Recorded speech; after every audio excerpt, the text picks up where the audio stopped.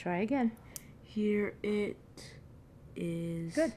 I grew up in a very chaotic home, and I always felt that every kid deserves to be loved. It is the birthright of every child to have a family. CJ is one of those bright, loving kids, but for much of his life, he lived without love. He's been hurt. He's gone foster home to foster home. He's been told how bad he is. He needed to be told how good he was. CJ was diagnosed with autism at age 2, and due to a potentially dangerous home life, he ended up in foster care. Hooray. Perfect. Dee Marks was already an adoptive parent to a child with a cognitive delay. 4 years ago, she received an unexpected call from the Dave Thomas Foundation for Adoption and the Wendy's Wonderful Kids program. They were calling about her future son. As soon as I saw his picture, he has red hair. As soon as I saw his picture, that was it. When Dee started with CJ, he practically did not speak. He often tried to run away. He was physical, but he was also at home for the first time in his life. Once he realized this was a forever home, no matter how bad things got, he was staying here.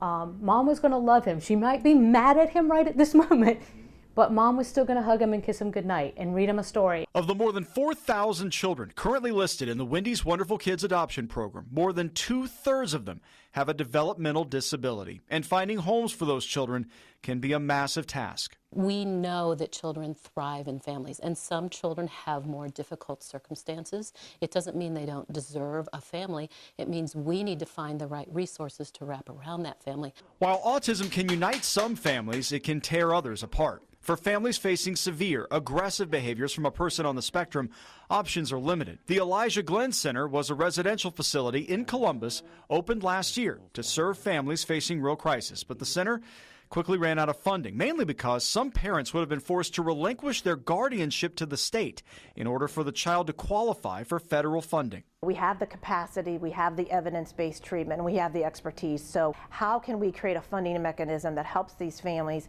where they don't have to relinquish custody, because these parents want to be engaged and be involved in treatment, and it's very scary to say you have to relinquish custody. We're not in crisis anymore. Root and other experts have testified at hearings at the State House before the Multi-System Youth Committee in an attempt to change law and help families navigate crisis. We want to, at all, as much as possible, to keep people in their family unit and support them in that unit.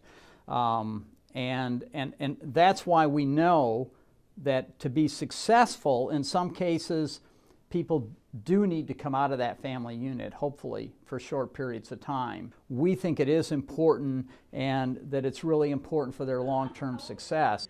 And that's where CJ's headed, on track for long-term success, now that he's found his forever home.